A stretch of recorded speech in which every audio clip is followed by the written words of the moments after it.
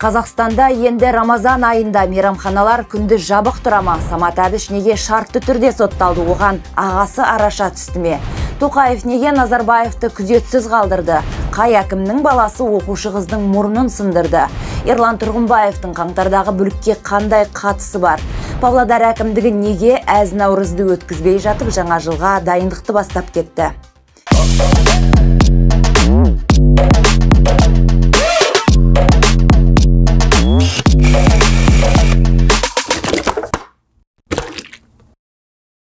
Армысыздар, бұл Қазақ Айран аптада болған маңызды оқиғаларға шолу жасаймыз. Менің атым Айдана Мейрамбайқызы, сонымен бастайық. Рамазан айында барлық мейрамхана күндіз жабық тұруы тиіс және бүкіл Қазақстан тұрғындары ораза ұстайтын деңгейге жетуі қажет. Әлеуметтік желіде алдына бірнеше адамды жинап алып осылай уағыз айтып отырған жас имамның видеосы тарады. Оның ауыз бекітпегендерге қатысты айтқан бұл пікірін желі қолданушыларының бірі құптаса, екіншілері бұл не деп көксіп отыр деп наразылығын білдіруде.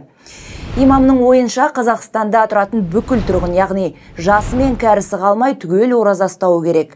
Дегенмен жас имам шариғатта денсаулығы жарамайтын немесе шамасы келмейтін кісілерге ораза ұстамауға рұқсат етілетінін білмейтін сияқты. Алматының ресторандарына бар, әбетте адам толып тұр. Рамазан емес сияқты. Олар мұсылман емес па не, олар не? Бар, мұсылман емес не? Мәңдайын жарады, қолда тәрбетіне жоқ басында. Неге енді ораза ұстамайды ол? Неге ұстамайды ораза? Міне осыны біз жеткізуіміз керек. Қазақстан сондай дәрежеге жету керек. Рамазанда күндіз ресторандар жабық тұратын дәрежеге жету керек. Бүкіл Қазақстан ораза ұстайды. Бүкіл Қазақстан халқының жаппай ораза ұстай қоюы екталай, дегенмен қазір ауызашар жасаймыз деп 5000 теңгеден жинап жатқан мектеп оқушылары көбейіпті. Балалардың ораза айындағы бұл әрекетін қоғам белсендісі Сәуле Әбілдаханқызы желідегі парақшасында сынға алды. Ол мектеп оқушыларына мешітке баруға, ораза ұстауға, ауызашар жасауға заңмен тыйым салу керек. Олардың міндеті сабақ оқу деп жазды. Денсаулық сақтау министрі Ақмарал Әлназарова да осы аптада оқушылардың ораза ұстағанын құптамайтынын айтты. Детский организм очень быстро растет, у него очень высокие энергозатраты, потому что у него повышенный обмен веществ. Поэтому, конечно, та энергия, которую он отдает, он ее должен своевременно восполнять. Поэтому, конечно, каждый родитель должен в первую очередь это понимать. И для здоровья ребенка я считаю, что своевременное, качественное, сбалансированное питание имеет очень важное значение для его развития как человека в будущем. Министрдің пікірінше, бала 16-17 жасқа толғанда ғана ораза ұстауы керек. Оған дейін дұрыс тамақтанып ағзасына қажетті дәрумендерді қабылдағаны жөн деді. Демек, жоғарыдағы имамның Рамазан айында қоғамдық тамақтану орындарын күнді жауып қою туралы ұсынысы қисынсыз. Қарны ашқан бала болсын, ересек адам болсын, ғимаратқа кіріп тамақтанғанда тұрған несі бар? Бастысы ішімдік ішіп жұрттың тыныштығын қашырмаса болғаны. Қаңтар оқиғасына байланысты ауыр айып тағылған Самат Әбіш 8 жылға сотталды. Бірақ Нұрсұлтан Назарбаевтың немеренісі түрмеде отырмайды. Жазасын шартты түрде өтейді. Қарапайым тілмен айтқанда, ел қатарлы емін-еркін бостандықта жүреді. Ең қызығы, Астана қаласының соты бұл мәліметті халықтан жасырып қалғысы келген сияқты. Себебі ақпанда шыққан үкім туралы еш мәлімет таратпаған. Бұл хабарды бірінші болып Дат газетіне сілтеме жасап, мәжіліс депутаты Ермұрат Бәпи әлеуметтік желідегі парақшасында жариялады. Ондағы мәліметке сүйенсек, Самат Әбіш жабық соттың шешімімен 8 жылға шартты түрде сотталған. Оның генерал шені мен мемлекеттік марапаттары алынған, бірақ еш мүлкі тәркіленбеген. Депутат өз сөзінде Қазақстанда бұрын соңды ешкім 8 жылға шартты түрде сотталмағанын айтып, сот шешіміне Нұрсұлтан Назарбаев әсер еткен болуы мүмкін деді. 8 жылға шартты түрде соттау бұл енді күлкілі жағдай. 8 жыл шартты сот, мен өзімнің осы соңғы 30 жыл өмірімде Қазақстанның тарихында болмаған. Оның алдында осы 2005 жылдары ғой деймін, 6 жылдар екен, 6 жылға Мырзахметов соттаған. 8 жыл шартты сот деген бұл енді тіпті бесіктегі бала білетін жағдай ғой.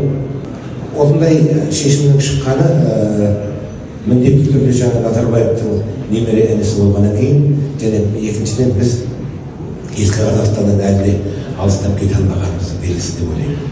Расымен Самат Әбіштің қаңтар оқиғасы кезінде өкілеттігін асыра пайдаланған үшін айыпталып, шартты жазамен құтылғаны қоғамда қызу талқыланып жатыр. Желі қолданушылары үш қой ұрлағандар 5 жылға бас бостандығынан айырылып, түрмеге қамалып жатса, мемлекетке қауіп төндірген Самат Әбіш шартты жазамен құтылды деп сынап жазды. Депутат Абзал Құспанда экс-президенттің інісіне берілген жаза тым жеңіл деп есептейтінін айтты. Ол үкімге қатысты прокуратураға ресми хат жолдамақ. Ал ішкі істер министрі Ержан Саденов қазір Самат Әбіш пробациялық бақылауда екенін атап өтті. Вопрос, наверное, приговор это к судьям, поэтому мы в части своей компетенции сейчас данный гражданин на пробационном контроле, то есть весь порядок, да, он не имеет права выезжать, то есть условно находится на территории по месту проживания и соответствующего расстояния. Ал Астана қаласының қылмыстық істер жөніндегі ауданаралық соты депутаттың жазбасынан кейін арада 16 сағат өткен соң ғана Самат Әбіштің үкіміне қатысты түсініктеме берді. Сот сотталушының кінәсін толық мойындап, шын жүректен өкінгенін ескеріп, осындай жаза тағайындаптымыз. Осындайда қазақтың ағасы бардың жағасы бар деген мақалы еске түседі. Осы аптада бұрынғы ішкі істер министрі Ерлан Тұрғынбаевтың да құлағы біраз шулады. Бірқатар басылым мен телеграм арналар экс-министрдің үстінен қылмыстық іс қозғалып, қаңтар оқиғасы бойынша күдікке ілінгенін жарыса жазды. Орда KZ сайтының мәліметінше, қазір қанды қаңтар оқиғасына қатысты тергеудің екінші толқыны жүріп жатыр. Тергеушілердің назарына Ерлан Тұрғынбаевтан бөлек Талдықорған қалалық полициясының бұрынғы бастығы Асқар Нұрсапа, Қарасай аудандық полициясының бұрынғы бастығы Болат Тотыбаев және тағы басқалар іліккен. Бірақ тергеу басталғаннан кейін Тотыбаев Қазақстаннан қашып кетті дейді басылым.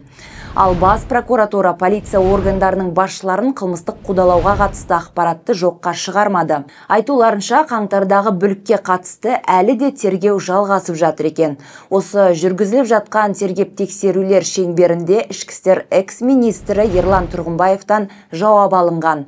Алайда қадағалау органы Тұрғынбаевтың мәртебесі кім екенін нақтыламады. Күдікті ме, куәгер ме, ол жағын уақыт көрсетер. Жел тұрмаса, шөптің басы қимылдамайтыны айдан анық. 19 наурызда Қазақстанды 30 жыл басқарған Нұрсұлтан Назарбаевтың биліктен кеткеніне тура 5 жыл толды. Айтулы дата қарсаңында тұңғыш президент ұлттық қауіпсіздік комитеті қорғауынан да қағылды. Яғни құзырлы орган бұдан былай Назарбаевтың үйін күзетіп қауіпсіздігін қамтамасыз етпейді. Ал қазіргі президентті қорғауын жалғастыра береді. Тиісті жарлыққа жуықта мемлекет басшысы Қасым-Жомарт Тоқаев қол қойды. Айта кетсек, былтыр тұңғыш президент туралы заңның күші жойылып, елбасы термині қолданыстан алынып тасталған. Дегенмен құлаққа әбден сіңіп қалған бұл сөз ел ішінде әлі де айтылатыны жасырын емес. Қазақстандық заң ғылымдарының докторы Ермек Абдрасулов елбасы терминін қолданатындарды жауапқа тартып айыппұл салу керектігін айтқан. Қазір ата заңда елбасы деген ұғым мүлдем жоқ, сондықтан конституцияны бұзбауымыз қажет деген еді. Павлодарда аудан әкімінің ұлы 7-ші сыныпта оқитын қызды ұрып, мұрнын сындырған. Оқиға қаңтар айында қаладағы мектептердің бірінде тура тапа-тал түсте болған. Бірақ бұл жайттың видеосы көпшілікке енді ғана тараған. Бейне жазбаға зер салсақ, кадрда екі қыздың ұл балаға жақындап келе жатқаны байқалады. Олардың не туралы сөйлесіп жатқаны естілмейді. Бір кезде жасөспірім кетіп қалуға тырысқанымен, оқушы қыздардың бірі оның жолын бөгейді. Әңгімелесудің соңы баланың қызды бірнеше рет ұрып жіберуімен аяқталады.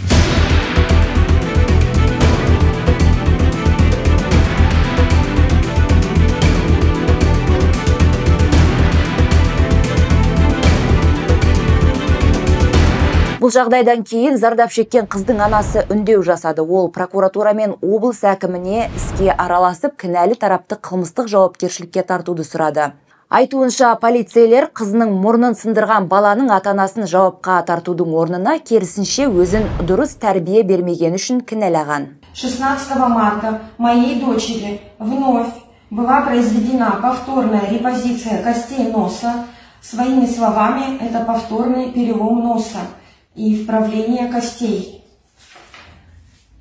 Большее возмущение у меня вызвало то, что и меня пытаются привлечь по статье 127, часть 3, за ненадлежащее исполнение обязанностей. Его отец является вашим подчиненным, а это аким одного из районов. И я, как простой человек, понимаю, что нахождение на таких постах родителей данного мальчика могут повлиять на правоохранительные органы. Болған жағдайға қатысты Павлодар қалалық мәслихатының депутаты Гүлжайна Дәримова пікір білдірді. Ол да мәжілістегі Анас Баққожаев сияқты әйелдер тілінен табады дегенді меңзеді. Он ее 3 раза пытался обойти, но не давала, она его оскорбляла. И я даже не знаю, за кого быть. Я просто в ступор вошла, думаю, ну реально. Девочка довела мальчика. Также многие доводят своих мужей, которые приходят пьяные, там не пьяные, которые приходят домой, и на него жена кидается своей женской, силой. И мужик возьмет и с размаху ее ударит. Ну, бывают такие жены, но честно, давайте будем честными. Әкімнің баласына араша түспек болған депутат бұл бейне жазбасынан кейін үлкен сынға ұшырады. Әлеуметтік желі қолданушылары бұл сұмдық, әйелге жасалған зорлық-зомбылықты және еркектердің күш көрсетуін депутаттың өзі ақтап отырса жетіскен екенбіз деп жазды. Ал оқу-ағарту вице-министрі Еділ Оспан мектептегі кикілжің бойынша тергеу жүріп жатқанын және тиісті шаралар қабылданатынын жеткізді. Қазақстан полицейлері тәртіп бұзғандарды жазалаудың жаңа тәсілін тапты. Олар бұдан былай әлеуметтік желілерде құқық бұзушылардың көпшілік алдында кешірім сұраған бейнероликтерін жарияламайды. Оның орнына көшелерді сыпырып, қара жұмысқа салынып жатқан сәттерін паш етеді. Ішкі істер министрлігінің ресми өкілі Шыңғыс Әлкеевтің айтуынша, жаңа әдіс елдің ұятын оятады. Сөйтіп, тәртіп бұзатындардың санын азайтады. Наоборот, обратный эффект у людей, наоборот, создает чувство, как будто их уводят от ответственности таким способом, как будто они избегают от ответственности. А теперь вместо этого мы будем, наоборот, показывать, как они будут исполнять общественные работы. И тем самым будем обеспечивать принцип неотвратимости наказания и покажем, народ должен знать, что все равны, мы живем в правовом государстве, все равны перед законом. Бірақ полицейлер құқық бұзушыны көпшілік алдынан кешірім сұрату форматынан толық бас тартпаймыз дейді. Егер азамат бейнеролик арқылы ақталып, халықтан кешірім сұрағысы келсе, шектеу қоймайды екен. Дегенмен көше сыпырған видеосын қоса жариялаймыз деп білек сыбанып отыр. Кінәлі адамды көпшіліктің алдында осылай ұялту тәсілі қаншалықты тиімді болатынын уақыт көрсетер. Халықтан кешірім сұрап, видео жариялап жатқандардан Қазақстанда құқық бұзғандар көбеймесе азаймаған еді. Ит мысығыңыз абайсызда өліп қалса, оны өз бетіңізше көмуге асықпаңыз. Бұдан былай үй жануарларының өлексесін көмгендерге 92 000 теңге мөлшерінде айыппұл салынуы мүмкін. Жануарларға жауапкершілікпен қарау туралы заңға енген өзгеріске сәйкес, ит мысықтың өлексесін тұрғын үйлердің ауласында көмуге тыйым салынады. Өлекселер биологиялық қалдық болып саналады, сондықтан ол арнайы қорымда көмілуі немесе өртелуі керек. Бұл жұмысты ветеринариялық ұйым жүзеге асырады. Ең бастысы, иесі үй жануарының өлгенін мамандарға бір тәулік өтпей хабарлап үлгеруі тиіс. Өртеу демекші, Алматы әкімдігі Қазақстандағы алғашқы крематорийдің құрылысын бітіре алмай әлекке түсіп жатыр. Алатау ауданында салынып жатқан ғимаратқа мердігерлер инженерлік желілерді дұрыс тартпай жұмысты тежеген екен. Осыған ашуланған әкімдік оларды сотқа берген.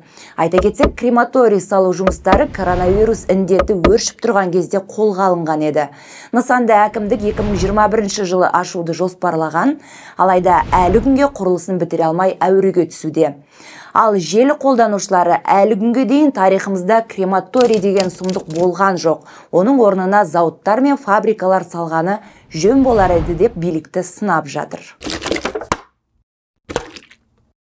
Қазақстан шенеуніктердің жалақысына жыл сайын 1 триллион теңге жұмсайды. Бұл туралы қаржы министрі Мәди Такиев мәлімдеді. Айтпақшы, елде 90 мыңға жуық мемлекеттік қызметкер бар екен, және олардың барлығына жалақыны сіз бен біз төлеп отырмыз десек болады. Өйткені шенеуніктер еңбек ақысын қазақстандықтардың салығы есебінен алады. Я могу, наверное, сказать в целом по заработной плате всего госаппарата. Там составляет сумма, если не ошибаюсь, 1 032 000. Рахмет Жане. В год вся заработная плата всех государственных служащих. Бұл шығындарды шенеуніктер ақтайма, олар жұмыстарын мінсіз атқарып жатырма? Пікірлеріңізді комментарийге жаза кетіңіздер. Ал Мәди Такиевтің айтуынша, министрліктердің саны 14-тен 21-ге дейін өскенімен жалпы штат саны көбейген жоқ. Кей өңірдегі мемлекеттік қызметкерлер қазынаның қаржысын оңды-солды шашуды мықтап меңгеріп алғаны жасырын емес. Мәселен, Қарағанды облысында аудан әкімдігі мерекелік безендіруге 1 миллиард теңге жұмсамақ болған. Қайта мұны прокурорлар дер кезінде байқап қалып, конкурстың күшін жойған. Прокуратура мәліметінше, әкімдік келісімшартты 3 жылға жасап, бұл қаржыны сол 3 жылдың ішінде Әлихан Бөкейхан атындағы ауданды безендірмек болған. Алайда қадағалау органы мұның заңға қайшы екенін айтып отыр. Ережеге сәйкес мұндай жұмыстар үшін 1 жылдан астам мерзімге келісімшарт жасауға болмайды, әйтпесе бизнеске де кедергі дейді. Аудан әкімдігі қап қаражатты қай мерекеде жұмсамақ болғаны белгісіз, ал қаржы министрі Мәди Такиев елімізде Наурыз мейрамындағы мерекелік шараларға қазынадан 1 тиын да бөлінбейтін айтқан еді. Ол Наурыз мейрамын тойлау демеушілік қаражат есебінен жүргізіледі, бірақ бюджет есебінен емес деп сенімді болған. Дегенмен Пресс-KZ сайты министрдің өтірігін шығарды. Басылымның мәліметінше, Шымкент қаласының дене шынықтыру және спорт басқармасы биыл Наурызда ұлттық ойындар өткізуге және қаланы безендіруге 13 миллион теңге бөлген. Сәтпаевта декорация орнатуға 21 миллион теңге, ал Алматыда президент Тоқаев қатысатын театрландырылған қойылымдар үшін 72 миллион теңгеден астам қаржы бөлінген. Ал Павлодар әкімдігі әз Наурызды өткізбей жатып, әлден жаңа жылды тойлауға бюджеттен ақша бөліп жатыр екен. Ондағы шенеуніктер қала көшелерін жылтыраған жарық шамдармен безендіру үшін 81 миллион теңгеден астам қаржы бөлді деп хабарлайды Пресс-KZ. Тапсырысты орындаушы мердігер Instagram әлеуметтік желісінде бекітілген учаскелердегі жауапты тұлғалардың байланыстарын көрсете отырып, жасалған жұмыстарына есеп беруге міндеттеліпті. Яғни қай көшені қалай безендіргенін сол парақшада үнемі фото және видеомен көрсетіп отыруы тиіс. Ал сіз қалай ойлайсыз? Павлодар әкімдігінің Наурызды өткізбей жатып, жаңа жыл тойлауға қамданғаны дұрыс па, бұрыс па? Пікірлеріңізді осы видеоның астында қалдырыңыз және біздің Қазақ Айранға жазылуды ұмытпаңыз. Естеріңізге сала кетейін, экрандағы Каспи QR арқылы немесе видеоның мазмұндағы Каспи Patreon сілтемелері арқылы редакциямызға қолдау көрсетсеңіз болады. Оны істегендерге алғысымыз шексіз. Бұл маңызды.